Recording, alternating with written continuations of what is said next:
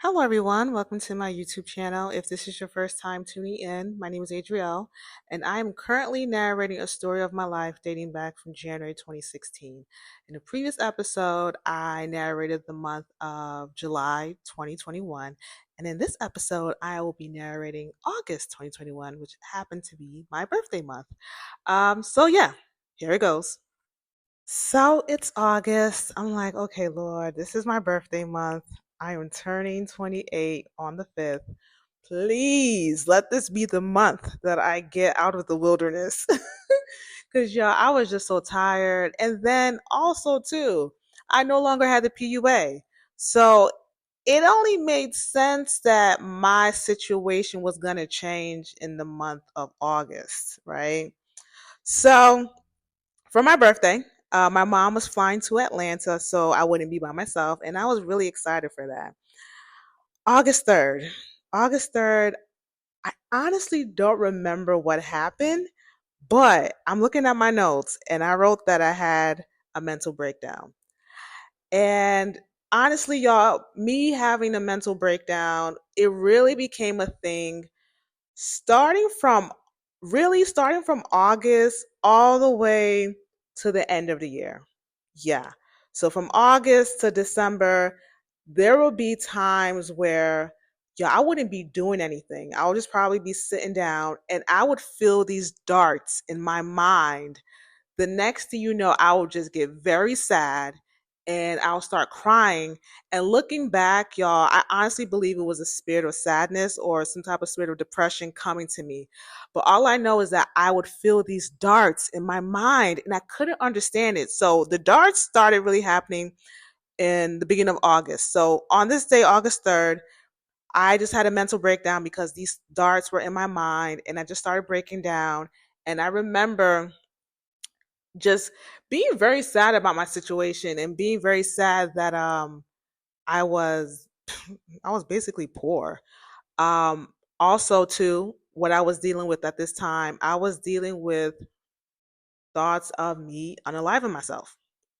Um there were times where I would be in bed and I would think about going to the kitchen. Like I'll have thoughts of what if I go into the kitchen, pull out a knife and put it to my wrist? What if I put the knife to my chest? Like I would have those thoughts at night. It got to a point where I'm like, okay, let me stop thinking that way because I know God doesn't want me to have those thoughts. But it became a big thing, y'all, from August all the way to December. And I probably will talk about more about that in other months as well. But yeah, having thoughts of unaliving myself, having thoughts of just darts being thrown at my mind, having mental breakdowns, just crying out of nowhere.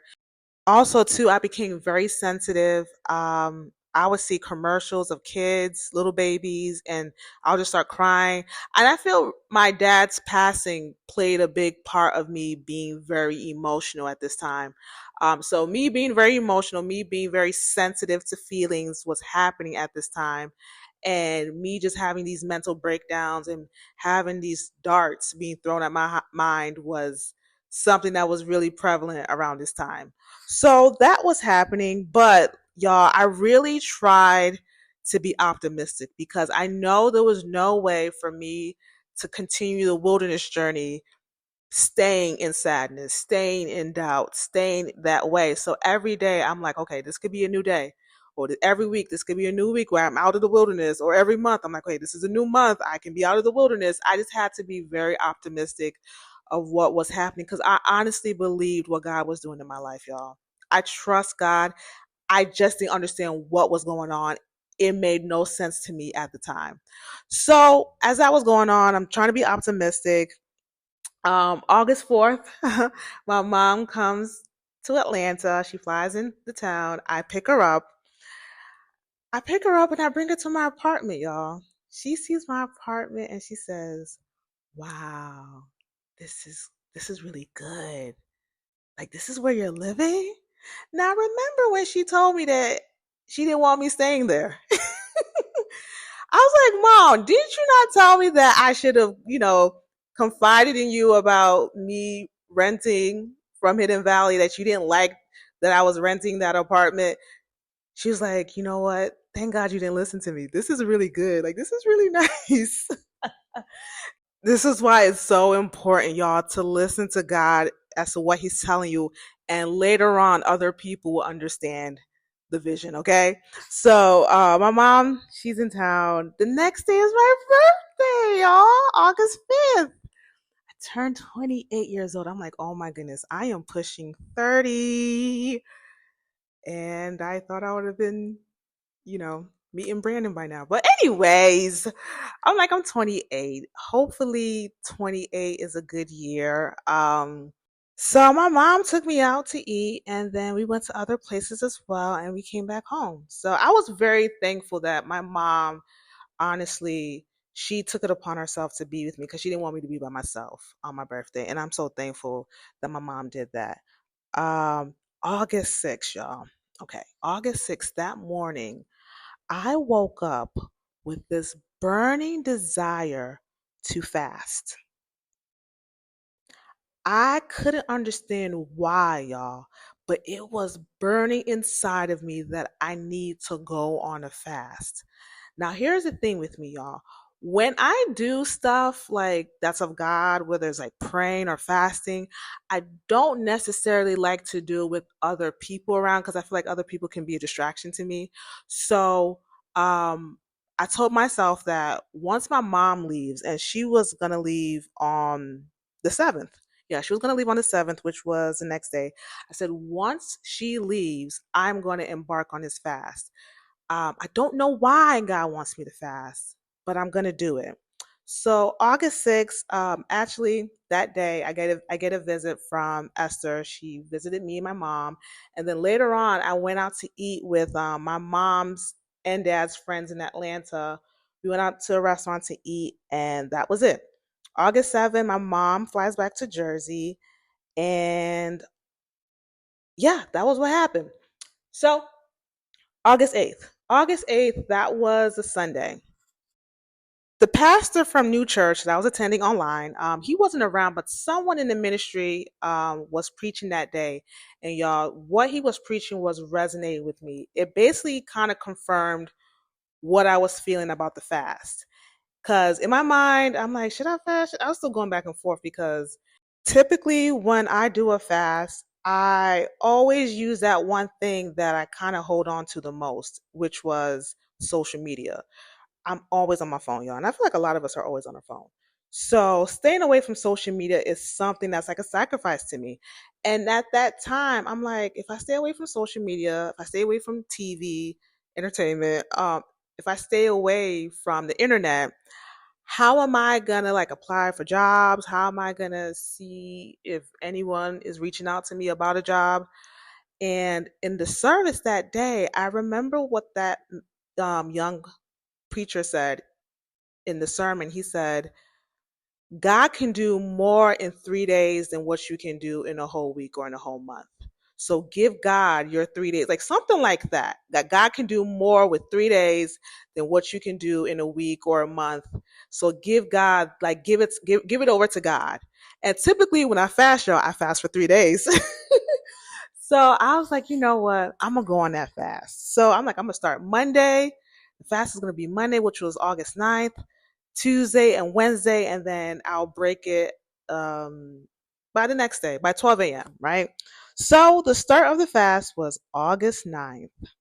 I went on a fast, y'all. No social media, no internet, no emails. That was another thing, y'all. Emails was a form of social media to me too, as well. None of that. So all I did was stay in my apartment, read the Bible.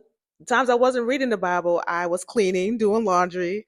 I was also just staring at the ceiling sometimes. But I did that for 3 days, y'all. Midnight, August 12th, that was the basically the end of the fast. But I told myself I wasn't gonna jump on the internet. I wasn't gonna jump on social media. I was gonna wait till probably the morning or afternoon. Um, in the morning time, I had to drop off my friend. I think it was Ruth. I had to drop her at the airport. So I drop her at the airport. I come back and I stop at Ulta Beauty. I stop at Ulta Beauty and I'm in the parking lot. I'm like, you know what? Let me check my phone. let me just check my email, y'all. I get an email from London, and the email was about me making it to the second round for the entry level data scientist position. I know I talked about that back in July. Actually, I made it to the second round in August. So yes, so August 12th was when I got the email that I made it to the second round, which was the coding assessment. And in my head, I was like, oh my goodness, this is the reason why God wanted me to fast. This is it. At the time, that's what I thought. So I was like, okay, I am going to tackle this coding assessment. And yeah, so I went into Alta, did what I did, got back home. The next day, which was August 13th, I did the coding assessment for 3 hours. After that, I treated myself to Chick-fil-A. And I was like, okay, I'm going to just let God do him. And I'm going to just wait for them to get back to me and get this job. August 15th. Okay, so before I talk about August 15th, there was this couple, Christian couple. I don't even remember how I found out about them. Actually, I do remember. The husband was part of new pastor's mentorship program class that he had. And I remember tuning in to new pastor's mentorship program he had one time for like a weekend. And this guy, he went on there promoting his fast. Him and his wife have this fast. It's a 5-day fast. It's called Pray for Your Future Spouse. That's the name of the fast, right? So the man was in new pastor's mentorship program class. They advertised it. And when I saw that, I said, oh, I'm going to do it. So the fast was from August 15th. I told myself August 15th, I am going to embark on this fast. So August 15th, on that day, I embarked on the fast. Y'all, the fast was for 5 days, and each day tackled a different like topic or different prayer point. It started from 7 o'clock in the morning. Y'all, I'm not someone who likes to wake up super early in the morning. I think 7 o'clock is early.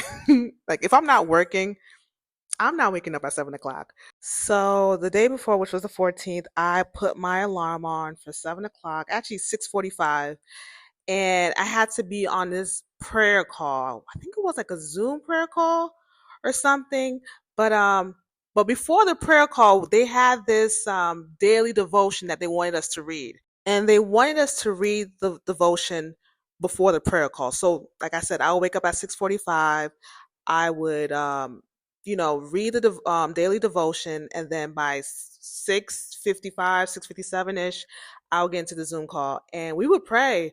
We would pray for a future spouse. Honestly, I don't even remember the prayer points at this point because this was like 4 years ago. But we would pray. I think the prayer call was like 30 to 40 minutes. Sometimes it ran to like an hour. But yeah, we'll just pray. And there was also some teaching as well. So I did that for 5 days, y'all. I said, man, I do not wake up at 7 o'clock for nobody. So Brandon, I was like, but he's worth it though, right? Because he's my future spouse. So he's worth it. Nighttime, there was this teaching that they would have. They would bring someone into like this live stream, and they would like interview a person or something. There was one woman in particular. She shared her story, and I thought it was very interesting. But looking back now, I was like, okay, I get it. Okay, God, I get it.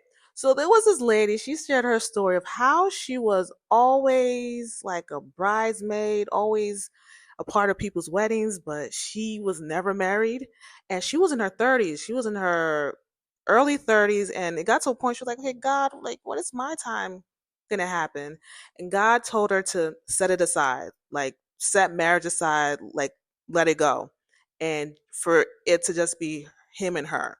So that desire of marriage, she let it go. She let it go. And wherever God was leading her, wherever God was taking her to, she was doing it. She was doing it.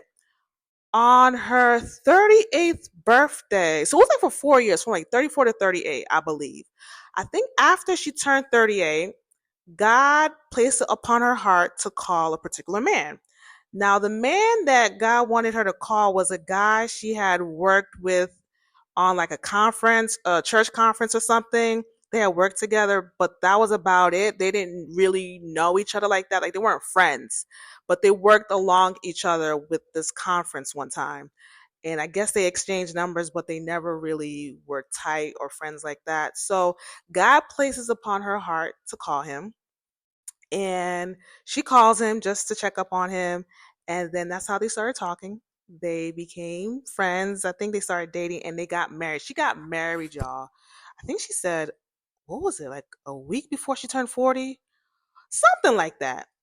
But here was the thing that I thought was interesting. The man that God instructed her to call, it ended up being her husband, the one that God had for her.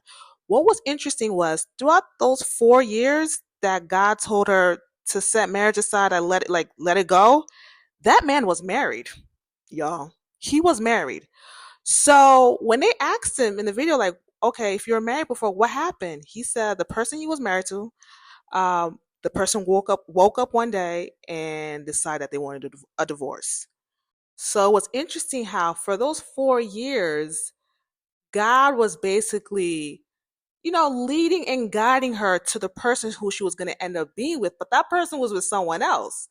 But I just thought it was interesting how God did that because she didn't even know. She didn't even know he was married. She didn't know what he had going on.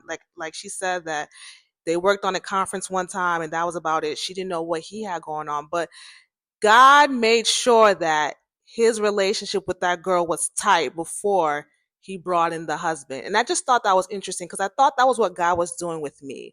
I believe God was making sure that me and him were tight, solid, and good before Brandon came into the picture. And it was interesting because Brandon was with Caitlyn and, he talked about marrying her. So I just thought it was interesting. My brain goes into those type of places. So yeah. So as the fast is going on, y'all, something weird happened to me on August 17th. August 17th, I'm in my apartment, y'all. I'm in my room. I hear a knock on my door. Quite strange because nobody tends to visit me. And even if someone does visit me, whether it's Ruth or Esther, they typically will contact me. So I'm wondering who is at my door. And also, I don't have a maintenance order. So I'm like, who's at my door? So I get to my door. Y'all, I get to my door. I look through the peephole. I'm seeing people or two people, right? And I'm saying, who is it? It said management. So, said, you know what? Let me just slightly open this door. I slightly opened the door, y'all. I saw a badge and a gun and a police uniform at the front of my door.